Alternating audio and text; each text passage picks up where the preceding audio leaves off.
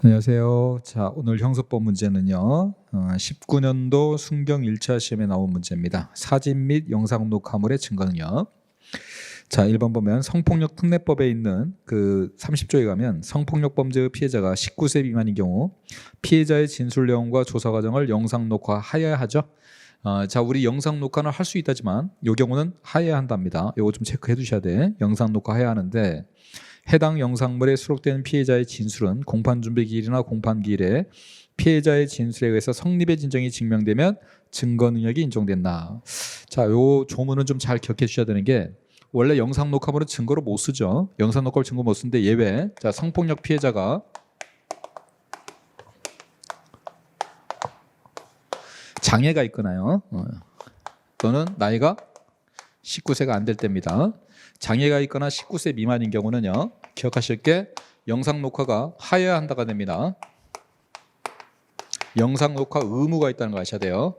요거 하나 체크하시고, 두 번째, 원래 영상 녹화물은 유죄의 증거로 쓸 수가 없는데 이 성폭력 피해자에 대해서 이 장애와 19세가 있어서 했던 영상 녹화물은 성립의 증거가 인정되면 증거로 쓸 수 있다는 거 아셔야 돼요. 유죄의 증거로 인정된다. 그래서 성립의 진정만 인정되면. 특이한 거죠. 원래 영상 녹화물은 유죄 증거로 못 씁니다. 그런데 얘만 쓸 수 있는 경우니까 잘 기억해 두셔야 돼요. 짱구. 자, 짱구는 녹화해야 한다. 알겠죠? 우리 짱구는 못 말려 많아 아시죠? 짱구 하도 말썽을 많이 일으키니까 짱구는 녹화해야 한다. 그리고 이 짱구를 찍은 영상 녹화물은 유죄의 증거로 쓸 수 있다. 뭐만 인정되면? 성립의 진정만 되면. 중요한 내용이에요. 이거는 잘 기억을 해두셔야 돼. 그래서 거기 1번 설문은 맞는 설문입니다. 자, 2번 사법경찰관이 작성한 검증조서에 피의자이던 피고인이 검사위의 수사기관 경찰이죠. 경찰 앞에서 자백한 범행 내용을 현장에 따라 진술 재현한 내용이 기재되고 그 재현 과정을 촬영한 사진이 첨부되어 있다면, 자, 원래 검증조서는 몇 조? 312조 6항 316항이 적용돼야 되는데 얘는 그러면 안 되죠. 왜냐하면 검증조서는 경찰관이 현장에 가서 본 것을 검증한 내용을 적은 게 검증조서인데, 이 검증조서에는 경찰관이 현장을 검증한 내용이 적혀 있는 게 아니라 피의자가 자백한 내용이 적혀 있잖아요. 그럼 이 부분은 검증조서로 보면 안 된다고 그랬습니다. 이 부분은 뭐로 봐야 돼요? 경찰 피신조서로 봐야 돼요. 결국 이 피의자가 경찰 앞에서 자백한 내용을 적은 거기 때문에 이 부분은 검증조서이지만 경찰 피신조서로 취급해야 된다. 그럼 몇 조가 적용돼야 된다? 312조 3항이 적용돼야 된다. 그럼 312조 3항이 적용되니까 피고인이 부인하면 증거로 못 쓴다. 그 논리를 잘 기억하시고.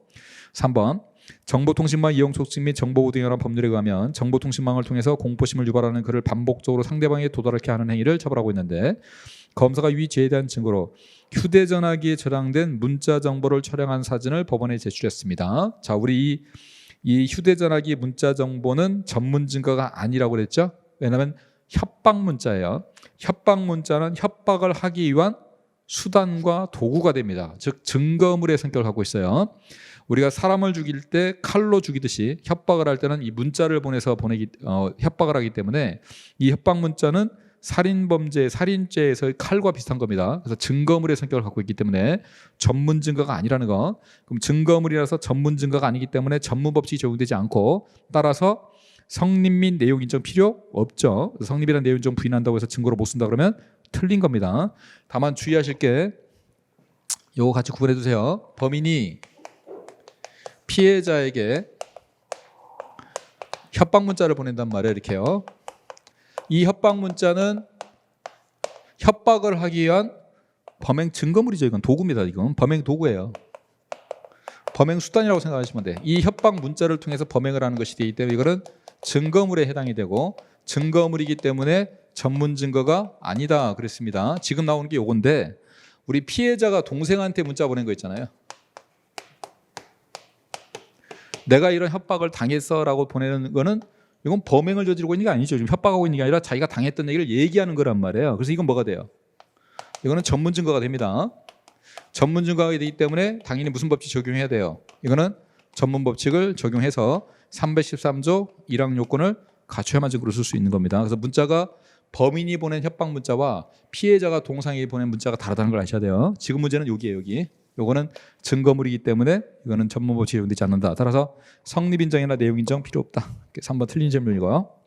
4번 검사가 피의자와 그 사건에 관하여 대화하는 내용과 장면을 녹화한 비디오 테이프 단 법원의 검증조서. 물론 검증조서로 되어 있기 때문에 혹시 311조가 아니냐라고 할 수 있지만 이걸 311조 적용하면 안 된다고 그랬습니다. 왜냐하면 이 검증조서는 검증조서를 증거로 쓰기 위한 거예요. 비디오 테이프를 증거로 쓰기 위한 거예요. 비디오 테이프를 증거로 쓰기 위해서 검증조서를 작성한 겁니다. 그래서 이거는 증거로 쓰이는 게 검증조서가 쓰이는 게 아니라 비디오 테이프가 증거로 쓰이는 겁니다. 따라서 증거능력 요건은 검증조서 요건을 검토하는 게 아니라 비디오 테이프의 증거능 요건을 검토해야 돼요. 근데 그 비디오 테이프가 검사가 피의자와 대화하는 내용을 적었잖아요. 대화하는 내용을 녹화했잖아요. 그럼 뭐하고 똑같아요?